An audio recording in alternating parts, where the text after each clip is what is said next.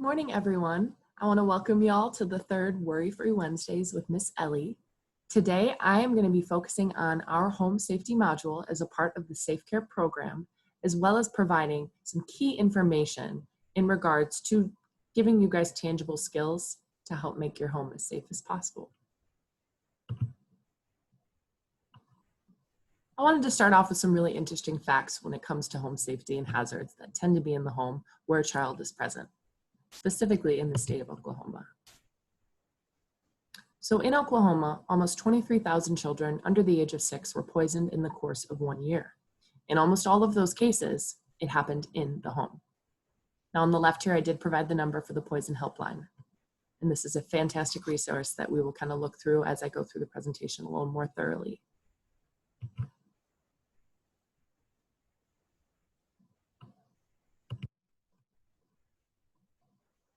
The most common poison that children under the age of 6 ingested was actually cosmetics. I find this to be really fascinating because we don't always see this as an obvious hazard for our children, but this item tends to be in various areas in our home. So I just wanted to bring that out there and provide some great facts related to children and hazards.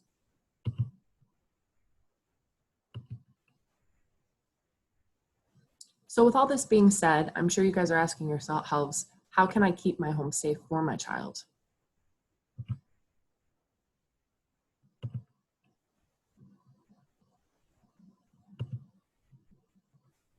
So how can we help? With the home safety module, we are going to work to help make your home as safe and as healthy as possible by providing you with not only education to help you prevent, identify, and remove hazards in the home, but also providing you with the necessary safety devices to lower your stress level and help keep your home safe, help you feel that your home is a safe place to live in. One example I wanted to provide of some of the items that we provide to families. On the top right corner is a cabinet lock. On the left side is going to be a safety gate, and on the bottom is a locking medicine case.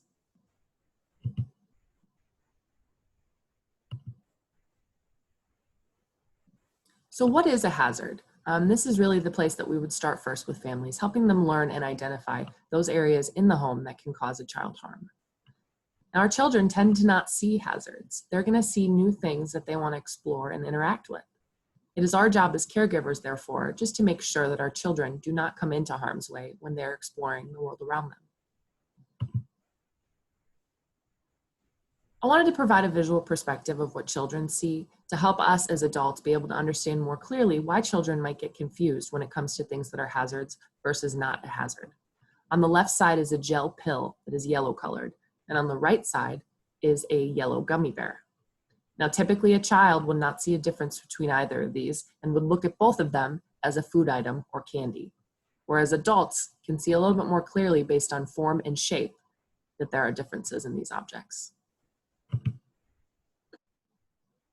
Another great example, we see a lot of more of the detailed differences between these two items, but children are going to see more of those basic overarching themes, something that is blue and tall and might taste good.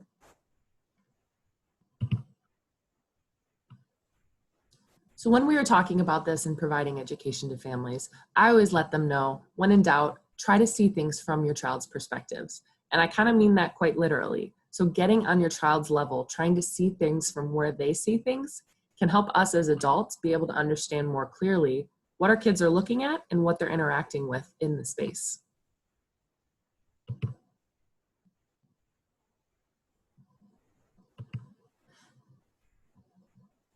I wanted to provide a couple examples to help us better understand what hazards might look like in a typical family home. For the kitchen, I provided some of the more obvious hazards that you're going to tend to see. We typically keep cleaning products in our kitchen, in drawers, on the countertops, whether it be bleach or countertop cleaners, lots of different items that all can be hazardous to a child if ingested or come into contact with. Appliances are a hazard that can be, Appliances are another hazard, things like an oven and a stovetop and a microwave. Those can all cause electrical fires as well as cause burns to the child. And then sharp objects. Typically, most of us are going to have knives in our kitchen. It's just a matter of problem solving, where are those knives and does my child have access to them? Some examples of hazards that can take place in a bathroom. A lot of the times we're going to have a medicine cabinet in our bathroom. And if our child has the ability to climb up onto the sink, they most likely will gain access to that medicine cabinet.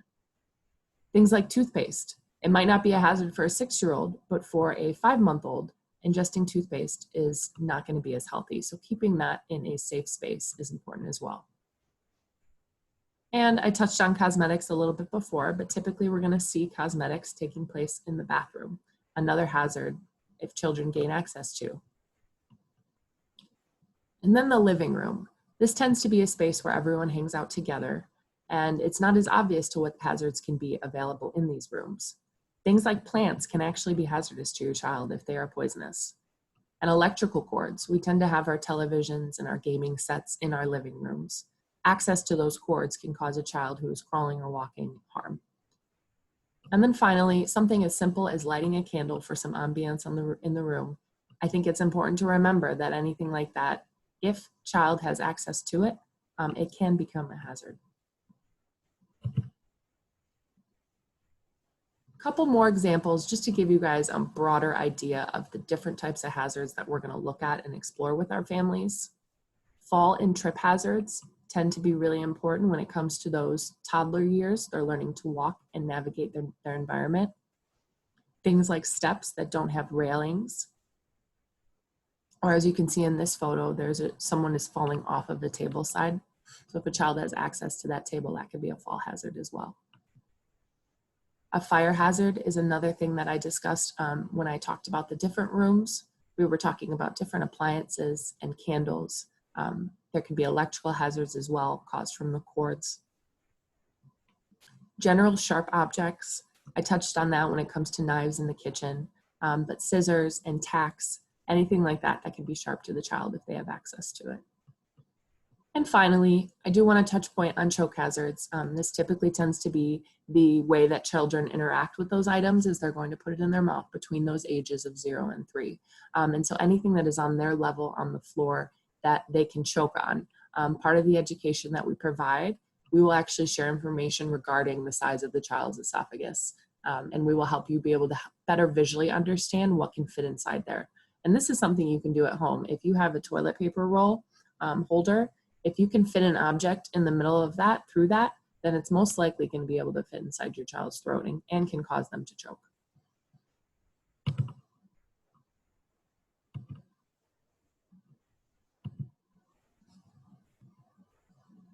So here I wanted to explore a little more in depth some of the hazards that we're not going to see in the home, but sort of in general in our area. When it comes to Oklahoma, specifically central Oklahoma, there are definitely some hazards that you can be aware of and keep an eye out for.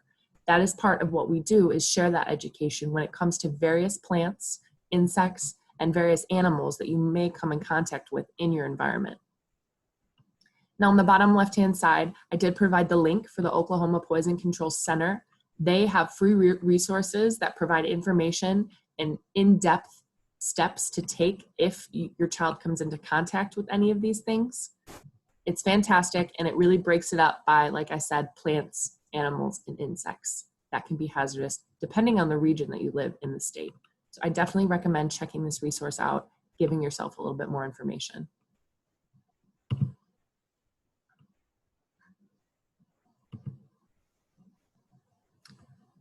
So I want to give you all an opportunity to test those newfound skills.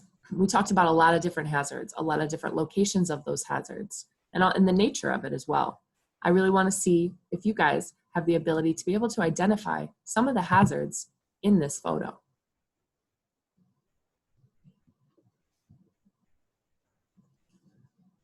Now, I'd like to start off. The first thing that I notice is that there are a lot of hazards going on, and the adults in the background are not supervising whatsoever. And typically when it comes to our education through this program, supervising can make a really big difference in what your child interacts with in their home environment. One thing that I noticed right off the bat was that the stove was on both sides. Only one item to the right side was being utilized for food cooking, and it appears that the food is cooking too much because there's a lot of steam and bubbles coming out. On the left-hand side of the stove, there is a towel hanging directly over the open flame, which is a definite hazard because it can catch fire. A little bit further to the left, I'm noticing some knives. Now, depending on the age of your child, this might not be a hazard, but if your child is around the ages of 2 and 3 and knows to problem solve, to be able to get up on higher spaces, this is definitely something we would review with you all. Another couple obvious ones that I'm seeing are electrical cords. They're everywhere.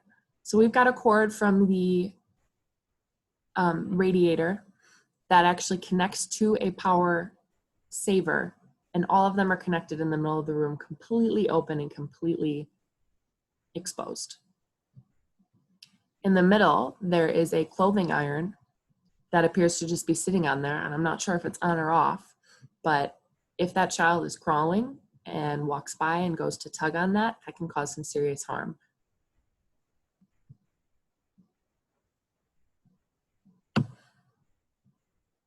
Give it a couple more minutes for you guys to problem solve and just kind of look around the space just to see what are you seeing based on what we talked about that just doesn't look right.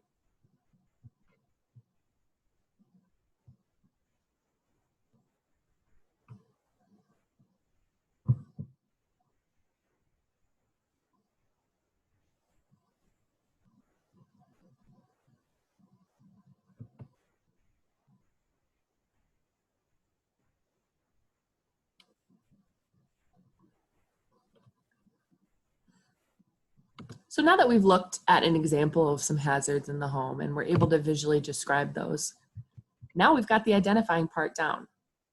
The next step is really trying to remove those hazards and empower our children to be able to remove hazards that they see in their environment as well. I provided this activity as a resource for families to be able to use, not only to educate themselves, but to help educate their children on the importance of staying safe in your home. Some of these skills are really fantastic and can help a child better understand how to avoid these hazards. A couple of examples within this bingo game: letting a child know to call 911 for emergencies. Making a family escape plan is another fantastic option. Asking parents to check their smoke alarm batteries. Now, I realize some of these are going to be for an older child, but there are ways that you can simplify this and many different versions of the home safety bingo, so that either way, depending on the age of your child, you're still allowing them that education and information related to ways that they can stay safe.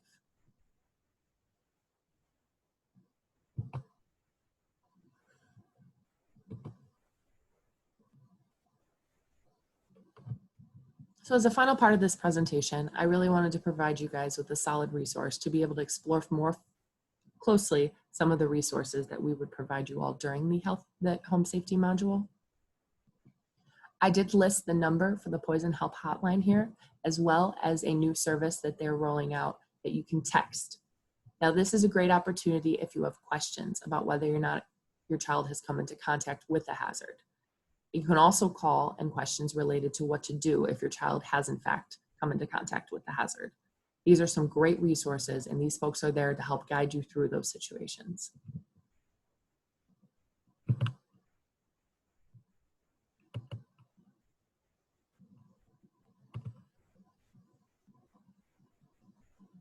So with all of that in mind, if you heard some of this information here and found it to be really useful and important, and if you're interested in possibly joining our program, feel free to private message me your number and I will definitely contact you.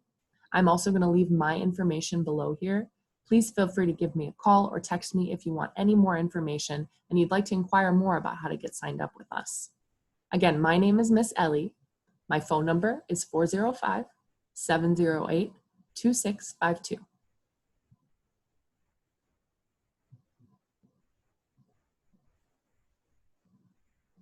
I want to thank you guys so much for being here with me today. I hope you learned something and enjoyed yourself, and I really look forward to seeing you next week for another Worry-Free Wednesdays with Miss Ellie. Bye, y'all.